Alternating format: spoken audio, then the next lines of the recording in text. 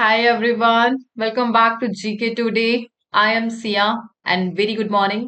So 5th of April के questions हम यहाँ पे डिस्कस करने जा रहे हैं. जो टॉपिक हम डिस्कस करेंगे physical health index, PM Ajay scheme, places in news में Katchatheevu, North Sentinel Island, GI tag मिला है स्टेट के प्रोडक्ट को, Chandrayaan 3, Lakhpati scheme, solar power installation से related update, international affair and many more. ठीक है. And the most important thing, all these questions are part of daily 20 MCQ series which is available on GK Today application only. So start करते हैं. हमारा first question है यहाँ पर. The North Sentinel Island that was recently seen in news is located in which water body? So हाल ही में खबरों में रहा नॉर्थ सेंटिनल द्वीप. ये किस जल निकाय में स्थित है? North Sentinel Island. और यह लोकेटेड है option number D, Bay of Bengal. So Indian Ocean से upper side Bay of Bengal, ये जो रीजन आपको दिख रहा है यहाँ पर है इंडिया का island the Andaman and Nicobar island, और उसी का पार्ट है द नॉर्थ सेंटिनल आइलैंड. ठीक है.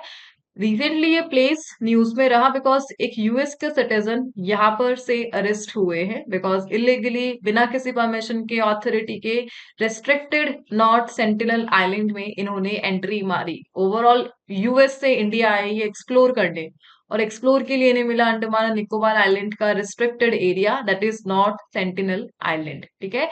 ये जो जगह है अपने आप में मिस्टीरियस है बिकॉज यहाँ पर एक ट्राइबल ग्रुप रिजाइड करता है. That tribal group is the isolated Sentinelese tribe. So सभी को पता है कि सेंटिनलीज ट्राइब ये अंडमान निकोबार के नॉर्थ सेंटिनल आइलैंड में रहते हैं. वर्ल्ड की मोस्ट आइसोलेटेड कम्युनिटी है. बाहर की दुनिया से इनका कोई लेना देना नहीं है, बिल्कुल पसंद नहीं है इन्हें कि कोई भी इनके एरिया में आए. एंड बाय लक ये बच गए, अदरवाइज 2018 में एक केस हुआ था यहाँ पर कि यूएस के एक रेजिडेंट आए थे इस आइलैंड पर और सेंटिनलीज ट्राइब के द्वारा ऑन साइट उनकी डेथ हो गई थी. बट इस बार जो आई है इनका आमना सामना नहीं हुआ. सो रिस्ट्रिक्टेड एरिया है. सेंटिनलीज ट्राइब मोस्ट आइसोलेटेड है वर्ल्ड की, बट कोविड-19 के केसेस तो यहाँ पर भी देखने को मिले थे. एंड हम यहाँ पर अपडेट ले रहे हैं Andaman and Nicobar Island group की. Basically Andaman and Nicobar Island ये एक्सटेंशन है एक माउंटेन रेंज का that is Arakan Yoma range. So Myanmar में अराकान योमा रेंज है और इसी का एक्सटेंडेड फॉर्म है आगे जाकर बे ऑफ बंगाल में that is Andaman and Nicobar island. ठीक है. सो माउंटेन का नाम ध्यान रखना, Arakan Yoma range. Andaman and Nicobar island को बेसिकली दो आइलैंड में डिवाइड किया हुआ है, द अंडमान एंड निकोबार. जो major island that is Andaman, Andaman को तीन पार्ट में स्प्लिट किया हुआ है, north Andaman, middle Andaman and south Andaman. ठीक है. और इसी के साथ जो निकोबार है उसे great Nicobar and car Nicobar में डिवाइड किया गया है. हम यहाँ पे डिस्कस कर रहे हैं अंडमान की capital that is port Blair. Port Blair का भी रीनेम हुआ था. What is it? Let me know in the comment box. And port Blair exactly कहाँ पर लोकेटेड है? साउथ अंडमान में लोकेटेड है. यहाँ पर कुछ चैनल है और कुछ पैसेज है जो अक्सर एग्जाम में पूछे जाते हैं, हम उन्हें डिस्कस कर रहे हैं. First of all the Duncan passage. So Duncan passage ये अंडमान के जो आइलैंड ग्रुप है उन्हें सेपरेट करता है, separate little Andaman from southern Andaman. ठीक है. And second is 10 degree channel. 10 degree channel की अपने आप में इंपॉर्टेंस है अंडमान एंड निकोबार आइलैंड को सेपरेट करने के लिए, that is the 10 degree channel. ठीक है. और इंडिया के जो एक्टिव वोल्केनो है वो कहाँ पर आपको देखने को मिलेंगे? अंडमान में ही मिलेंगे, Andaman and Nicobar Island group में. कहाँ पर है? North of port Blair. Andaman की जो कैपिटल है, अंडमान निकोबार की जो कैपिटल है पोर्ट ब्लेयर, यहाँ पर लोकेटेड है दी बैरन एंड नाकॉन्डन आइलैंड, और इंडिया के ओनली सोल एक्टिव आइलैंड की कैटेगरी में इन्हें काउंट किया जाता है. ठीक है. एक पीक हम यहाँ पे डिस्कस करेंगे that is saddle peak. 737 metre उसकी हाइट है और कहाँ पर लोकेटेड है? नॉर्थ अंडमान में लोकेटेड है. ठीक है. मेजर अपडेट्स प्रोजेक्ट्स में हमने डिस्कस किया था, नीति आयोग का एक डेवलपमेंट प्रोजेक्ट चल रहा है. कहाँ पर चल रहा है? ग्रेट निकोबार में चल रहा है, और इसके लिए इन्होंने एक बजट भी सेट करा है that is 80,000 CR mega infrastructure project on great Nicobar island led by the NITI Aayog. सो नीति आयोग यहाँ पर कमर्शलाइज कर रहा है, बेसिकली टूरिज्म की दृष्टिकोण से इस एरिया को डेवलप किया जा रहा है. एग्जैक्टली जो गिलेथिया वे है यहाँ पर बनाया जाएगा airport, transshipment terminal, township, so that इस एरिया को जो टूरिज्म है उसे प्रमोट किया जा सके। ठीक है, सो ओवरऑल अंडमान निकोबार की अपडेट्स हमने डिस्कस कर ली, प्रोजेक्ट डिस्कस कर लिया, ट्राइब डिस्कस कर लिया, एंड प्लेस एंड न्यूज में north Sentinel island.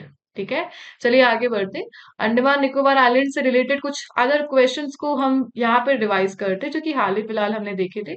So the Department of Fisheries has designated the Andaman and Nicobar Island as a tuna cluster under which scheme. So Andaman and Nicobar को tuna cluster recognise किया गया, यानी यहाँ पर fisheries का development किया जाएगा। और इसके लिए जो स्कीम है प्रधानमंत्री मत्स्य संपदा योजना। ठीक है, इस स्कीम को बेसिकली सम 2020 में लॉन्च किया गया था। And please let me know more in the comment box. What is the proposed new name for the capital of Andaman and Nicobar island? Port Blair. So Andaman and Nicobar island की जो capital है that is port Blair. Port Blair कहाँ पर located है? South Andaman में located है। ठीक है, और इसका रीनेम करके रखा गया है श्री विजयपुरम। ठीक है, रीनेम श्री विजयपुरम। आगे बढ़ते the next question. The next is, which ministry released the report titled How Does Climate Change Impact Women and Children Across Agroecological Zone? So, जो क्लाइमेट चेंज का इम्पैक्ट है वो वुमेन एंड चिल्ड्रन पर किस प्रकार पड़ेगा इंडिया की 20 different climate condition में, इसके लिए एक रिपोर्ट आई है और इसे किस मिनिस्ट्री ने पब्लिश करा है? Ministry of women and child development ने इस रिपोर्ट को पब्लिश किया है। वुमेन एंड चिल्ड्रन पे बेस्ड है। एंड ओवरऑल इस रिपोर्ट में बताया गया है कि अगर फ्यूचर में इंडिया में कोई डिजास्टर आता है then women and children are more likely to die in disaster than man. और इसीलिए हमें एक जेंडर स्पेसिफिक जो क्लाइमेट पॉलिसीज है उन्हें बनाना होगा। बेटर क्लाइमेट पॉलिसीज के लिए हमें एक जेंडर स्पेसिफिक डेटा नीडेड है, बिकॉज इंडिया में 20 डिफरेंट क्लाइमेट कंडीशन है और डिजास्टर आता है तो यहाँ पर हमें विमेन्स के जो डेथ के केसेस है वो ज्यादा देखने को मिलेंगे। बैक स्टेज पॉइंट है कि विमेन मल्टीटास्किंग होती है, सो उन्हें अपने बच्चों को भी संभालना है जब डिजास्टर आएगा, प्लस मैनेजमेंट भी करना है। What about man? Man in a disaster like just grab my jacket and go. I am not saying that exactly. इस रिपोर्ट के अकॉर्डिंग बताया गया है कि women and children are more likely to die in disaster than man. Overall man community के पूरे support में हूं मैं यहाँ पर। करंट अफेयर पढ़ाती हूँ, आई नो कितने ज्यादा वुमेन एम्पावरमेंट के लिए स्कीम्स आती है। मेंस के लिए मैं यहाँ पर ज्यादा स्कीम्स नहीं पढ़ाती हूँ, इवन हमें न्यूज एनालिसिस में भी देखने को नहीं मिलता। So back to the point, यहाँ पर 20 एग्रो इकोलॉजिकल जोन इंडिया में है, यानी 20 टाइप की क्लाइमेट कंडीशन है। सो उन 20 टाइप की क्लाइमेट कंडीशन में डिजास्टर को मैनेज करने के लिए हमें एक जेंडर स्पेसिफिक डेटा चाहिए, जिसमें वुमेन एंड चिल्ड्रन की जो मैनेजमेंट है उसे ज्यादा देखना पड़ेगा, बिकॉज इनके ज्यादा चांसेस है डेथ के other than the man as per this report. ठीक है, चलिए आगे बढ़ते हैं। हम डिस्कस करेंगे कुछ मेजर रिपोर्ट्स को एंड इंडिसेस को जो रिसेंटली न्यूज में है, and that are so consumer confidence service release by which institution bimonthly. Bimonthly इसे पब्लिश किया जा रहा है, रिजर्व बैंक ऑफ इंडिया कर रहा है। Review of many time transport इसे किसने रिलीज करा है? अंकटाड ने इसे रिलीज करा है। ग्लोबल मैच मेकिंग प्लेटफॉर्म इसे किसने लॉन्च किया? And that is United Nations Industrial Development Organization and the Climate Club. The World Social Protection Report इसे किसने पब्लिश करा है? ILO ने। ठीक है, international labour organisation. National institute ranking framework में जो टॉप स्पोर्ट है वो कौन है? IIT Madras. And estimation and measurement of India digital economy report इसे किसने पब्लिश करा है? मिनिस्ट्री ऑफ इलेक्ट्रॉनिक्स, IT ने इसे करा है, मिनिस्ट्री ऑफ IT ने। ग्लोबल पिटलैंड हॉटस्पॉट एटलस इसे किसने पब्लिश करा? UNEP, United Nation environment programme ने। ठीक है, let's move to the next slide. The Sagaing fault is a major active tectonic boundary located in which country? So recently एक term हम यहाँ पर न्यूज में देख रहे हैं, दैट इज ज़ागिंग फॉल्ट। एक मेन सक्रिय टेक्टोनिक बाउंड्री है ये, और किस देश में यह स्थित है? म्यांमार में यह लोकेटेड है। सो एग्जैक्टली इंडिया म्यांमार के अलोंग साइड देखने को मिलेगा द ज़ागिंग फॉल्ट। एक मेजर टेक्टोनिक बाउंड्री है जो इंडियन प्लेट को यूरेशियन प्लेट से सेपरेट करती है। यूरेशियन प्लेट जो यूरोप और एशिया का फॉर्मेशन है वो इस प्लेट से हो रखा है, और इंडियन प्लेट और यूरेशियन प्लेट को यहाँ पर जो रीजन सेपरेट करता है that is the Sagaing fault. ठीक है, और बाउंड्री बना रहा है बेसिकली यह इन दोनों प्लेट के between. So according to a report recently Myanmar में जो अर्थक्वेक आया है उसका रीजन क्या है? ज़ागिंग फॉल्ट में जो एक्टिविटी हुई है the strike slip faulting. Strike slip fault ये टर्म न्यूज में है। एक टाइप का ये फॉल्ट है जब दो प्लेट्स आपस में स्लाइड करती है, हॉरिजॉन्टली क्षैतिज स्लाइड करती है, लेकिन वर्टिकली उसमें कोई मूवमेंट देखने को नहीं मिलता। इन द सेंस हम कह सकते हैं कि दोनों प्लेट्स आपस में एक दूसरे को टच कर रही है हॉरिजॉन्टली, लेकिन मूवमेंट नहीं हो रहा। इस थिंग को हम बोलेंगे स्ट्राइक स्लिप फॉल्ट। और स्ट्राइक स्लिप फॉल्ट अभी देखने को मिला किसमें? जागिंग फॉल्ट बाउंड्री में। और इसके कारण म्यांमार में रिसेंटली जो भूकंप है वो आया है। ठीक है, the Indian plates northward movement, basically हुआ क्या कि दोनों प्लेट जब आपस में टच हुई है हॉरिजॉन्टली, सो उसमें जो इंडियन प्लेट है इसका जो मूवमेंट है वो नॉर्थ देखा गया, जबकि जो सेकंड प्लेट है दैट इज यूरेशियन प्लेट वो स्टेबल रही, उसमें कोई एक्टिविटी दर्ज नहीं की गई। और इसके कारण यहाँ पर भूकंप आया है। सो म्यांमार में कोई नया भूकंप नहीं है ये, इससे पहले भी काफी भूकंप आए हुए हैं म्यांमार में, बट उन सबका सिंगल रीजन है, and that region is the activity in the Sagaing fault. ठीक है, जागांग फॉल्ट एक बाउंड्री है, Indian plate and Eurasian plate. और जब इस बाउंड्री, ये जो बाउंड्री वाली जो फॉल्ट है, इसमें जो मूवमेंट होता है इन दोनों प्लेट्स के आपस में हॉरिजॉन्टली टच होने से, उसके कारण यहाँ पर भूकंप आते हैं। ठीक है, दैट इज द रीजन। आगे बढ़ते हैं हम। The next is which instrument of Chandrayaan 3 has become the first instrument to measure temperature in situ near the moon's south pole? So moon के साउथ पोल पर जो शिव पॉइंट था, वहां पर चंद्रयान 3 के द्वारा एक इंस्ट्रूमेंट ने पहली बार जो लूनर सॉइल टेम्परेचर है उसे मेजर किया था। और उस इंस्ट्रूमेंट का नाम आपसे पूछा जा रहा है, और बेसिकली वर्ल्ड में ये फर्स्ट इंस्ट्रूमेंट है जिसने लूनर सॉइल का टेम्परेचर मेजर किया है। ठीक है, and that is ChaSTE Chandra surface thermophysical experiment. So जब 23 अगस्त 2023 विक्रम लैंडर ने लैंडिंग करी थी, सो उसी के साथ इंटीग्रेट किया गया था इस सिस्टम को, जिसने लूनर जो सॉइल है उसका जो टेम्परेचर है उसको मेजर किया था। और इस प्रकार कुछ प्रीवियस मिशन रहे, जैसे लाइक यूरोपियन स्पेस एजेंसी का 2014 का एक मिशन है, और नासा का 2018 का एक मिशन है, जिसने जो लूनर सॉइल मेजरमेंट है वो कंप्लीट टास्क नहीं किया था, लेकिन चंद्रयान 3 ने परफॉर्म किया दैट टास्क, और रिसेंटली इसे न्यूज में रिवेल किया गया, एंड दैट्स व्हाई यह न्यूज में रहा। ठीक है, सो इस एक्सपेरिमेंट के द्वारा जो लूनर टेम्परेचर है उसके लिए इंपॉर्टेंट डेटा यह प्रोवाइड किया गया, और जो एविडेंस है जो वाटर आइस डिपॉजिट को सपोर्ट करती है यह मिले चंद्रयान 3 के द्वारा। ओवरऑल चंद्रयान 3 इसके लिए जो लैंडिंग है 23 अगस्त 2023 को हुई थी, और लूनर टेम्परेचर को मेजर करने के लिए लैंडर के साथ द चेस्ट सिस्टम इसे इंटीग्रेट किया गया था। ठीक है, एंड चंद्रयान 4 की प्लानिंग चल रही है, 2027 में लॉन्च कर दिया जाएगा चंद्रयान 4 मिशन को, एज पर दी न्यूज। आगे बढ़ते थे next question, which state is top in the fiscal health index 2025? So a report by NITI Aayog, that is the fiscal health index, यानी पर्टिकुलर स्टेट के जितने भी फाइनेंसेस हैं उन्हें रेगुलेट करने के लिए index, that is fiscal health index, और इसमें टॉप करा है उड़ीसा ने एज पर नीति आयोग।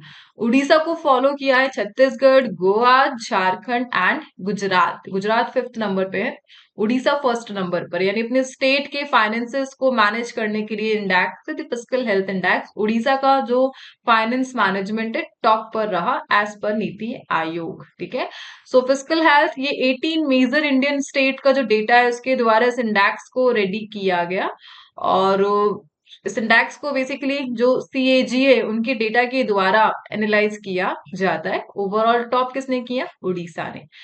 आगे बढ़ते थे next, what is the primary objective of the PM Ajay scheme? So PM Ajay scheme, इसका फुल फॉर्म पहले डिस्कस कर लेते, दैट इज प्रधानमंत्री अनुसूचित जाति अभ्युदय योजना। एंड बेसिकली इसका प्राइमरी ऑब्जेक्टिव क्या है? Reducing poverty among SC communities, यानी जो एससी कम्युनिटीज है, शेड्यूल कास्ट, उनके बिटवीन पॉवर्टी को रिड्यूस करना, यह मेन ऑब्जेक्टिव है पीएम अजय स्कीम का। पीएम अजय स्कीम को इम्प्लीमेंट किया गया था 21-22 फिस्कल ईयर के लिए, एंड एक सेंट्रल स्कीम है जो सोशो इकोनॉमिक गैप है एससी कैंडिडेट्स में, उन्हें डेवलप करना है, विलेजेस जो एससी से डोमिनेटेड है उनकी कंडीशंस को इम्प्रूव करना है, और इसके लिए पीएम अजय के तहत 3 कंपोनेंट को डेवलप किए गए, that is Adarsh craft, grants for project and hostel. So jobs को क्रिएट करना है, स्किल डेवलपमेंट को एनहांस करना है अमॉन्ग दी एससी डोमिनेटेड विलेजेस, ठीक है। और इसके लिए 457.82 सीआर का जो बजट है वो रिलीज किया गया। 8146 प्रोजेक्ट है और लगभग 4991 विलेजेस को डिक्लेयर किया गया एज आदर्श ग्राम, जहां पर फुल डेवलपमेंट किया जा रहा है। और ये जो विलेजेस है ये एससी डोमिनेटेड विलेज है। ओवरऑल एससी जो लिटरेसी है उसे बढ़ाने के लिए हॉस्टल कंपोनेंट को सपोर्ट दिया जा रहा है, सो दैट यहाँ के जो भी बच्चे हैं जो भी पढ़ाई कर रहे हैं एजुकेशन, उनमें उनको हॉस्टल जो फैसिलिटी है वो प्रोवाइड किया जा सके, and that is the PM Ajay scheme, ठीक है। And PM Ajay scheme exactly 2024-25 का डेटा रिवील हुआ है, एंड दैट्स वाई हम इसे अभी यहाँ पर पढ़ रहे हैं। The next is according to recent data, which state has the highest number of solar power installations in railway station as of Feb 2025? So सबसे ज्यादा है राजस्थान में. So Rajasthan has the most railway station जो solar power plant से equipped है और total 275 का data सामने आया है यूनियन मिनिस्टर अश्विनी वैष्णव के द्वारा किए गए इंडेक्स के द्वारा। अश्विनी वैष्णव एग्जैक्टली जो कैबिनेट मिनिस्टर है मिनिस्ट्री ऑफ आईटी के। एंड रिसेंटली इंडिया ने 25 gigawatt of renewable energy add करा है 24-25 फिस्कल ईयर में। जो हमारी सोलर कैपेसिटी है वो 21 गीगावाट तक पहुंची थी 2025 मार्च 31 तक। और इंडियन रेलवेज इनका प्लान है, टारगेट ईयर है 25-26 तक इन्हें 100% इलेक्ट्रिफिकेशन करना है। And net zero carbon emission का जो गोल है हमारा वो 2030 तक है। ओवरऑल सोलर पावर से जो हमारा टारगेट है इलेक्ट्रिसिटी जनरेट करने का 20 गीगावाट 2030 तक। सो राजस्थान ने टॉप करा है highest number of solar power installation railway station में रिसेंटली, ठीक है। आगे बढ़ते थे next question. International mine awareness day कब मनाया जाता है एनुअली? सो 4 अप्रैल को एनुअली सेलिब्रेट किया जाता है इंटरनेशनल माइन अवेयरनेस डे। इस बार की थीम क्या रही है डे के लिए? सेफ फ्यूचर स्टार्ट हियर, ये यहाँ पर थीम रही। 2006 से इस डे को मनाया जा रहा है। माइन क्लियरेंस को प्रमोट करना, विक्टिम असिस्टेंस और न्यू टेक्नोलॉजीज को इनोवेट करना, so that land mine free world को प्रमोट किया जा सके, ठीक है। Let's move to the next slide. The Chapata chilli from which state has recently received the GI tag? So recently Chapata chilli इसे जीआई टैग मिला है, दी टमाटो चिल्ली। और किस स्टेट से यह एसोसिएटेड है? तेलंगाना से एसोसिएटेड, जिसे टमाटो चिल्ली के नाम से भी जाना जाता है। 28 मार्च को इस प्रोडक्ट को जीआई टैग मिला। Bright red colour, round shape है, यह टमाटो की तरह कुछ दिखती है। इसका इमेज चेक किया जाए तो कुछ इस प्रकार से दिखेगा। और रिसेंटली तेलंगाना के इस प्रोडक्ट को जीआई टैग मिला है, ठीक है। इसका जो प्राइस है 300 रुपीज से 550 रुपीज तक बढ़ने के एक्सपेक्टेशंस लगाए जा रहे पर केजी। एंड ओवरऑल कहाँ से एसोसिएटेड है? तेलंगाना से एसोसिएटेड है। आगे बढ़ते the next question. Katchatheevu an uninhabited island is a disputed territory between India and which country? So India और अदर किस कंट्री के बिटवीन एक डिस्प्यूटेड टेरिटरी है Katchatheevu island, and that is Sri Lanka. So India and Sri Lanka के बिटवीन डिस्प्यूटेड है। Overall इस island पर recently जो अथॉरिटी है वो श्रीलंका की है। और रिसेंटली तमिलनाडु लेजिस्लेटिव असेंबली ने क्या किया है? एक बिल पास करा है और उस बिल के द्वारा इन्होंने यूनियन गवर्नमेंट से मांग करी है कि हमें कच्छतीवु आइलैंड के जो राइट्स है वो वापस चाहिए। They want to reclaim the Katchatheevu island from Sri Lanka. और उसके लिए रिसेंटली एक बिल को पास किया गया है तमिलनाडु की legislative assembly, and they are demanding from the centre कि हमारे इस ऑर्डर को पास करवाया जाए। सो कच्छतीवु आइलैंड ये लगभग 285 एकड़ एरिया में फैला हुआ है। यहाँ पर कोई पॉपुलेशन रिजाइड नहीं करती है, निर्जन एरिया है। पार्क स्ट्रेट में यह लोकेटेड है। रामेश्वरम से 33 किलोमीटर डिस्टेंस पर, जाफना से 62 किलोमीटर। जाफना एग्जैक्टली श्रीलंका की टेरिटरी है। और इस आइलैंड के द्वारा मैरीटाइम बाउंड्री क्रिएट होती है बिटवीन इंडिया एंड श्रीलंका। और तमिलनाडु की जो फिशिंग इकोनॉमी है उसके लिए काफी इंपॉर्टेंट है कच्छतीवु आइलैंड। सो 1974 में ऑफिशियली इंडिया के द्वारा श्रीलंका को यह दिया गया था कच्छतीवु आइलैंड, उस टाइम पर जो गवर्नमेंट थी। बट नाउ यहाँ पर तमिलनाडु के द्वारा डिमांड की जा रही है कि सेंटर हमारी इस मांग को पूरा करे, ठीक है। सो कच्छतीवु आइलैंड कहाँ पर लोकेटेड है? ओवरऑल पार्क स्ट्रेट में यह लोकेटेड है, ठीक है। सो मिलते हैं नेक्स्ट सेशन के साथ। बेसिकली आज हमने रिवीजन क्वेश्चंस को इंक्लूड नहीं करा है बिकॉज इट्स अ सैटरडे, थोड़ा रिलैक्सेशन तो बनता है। एंड आज के जो क्विज के क्वेश्चन है वो रिलेटेड है with the sports current affair, and इनके आंसर आपको कमेंट बॉक्स में प्रोवाइड करने। एंड हम मिलते हैं नेक्स्ट सेशन के साथ। कल संडे को basically we are planning for the monthly March current affair and live classes के पूरे चांसेस है। अगर लाइव क्लास आए तो डेफिनेटली आप लोग ज्वाइन उसे करेंगे, ठीक है। चले मिलते हैं नेक्स्ट सेशन के साथ एंड होप आपने एंजॉय किया इस क्लास को।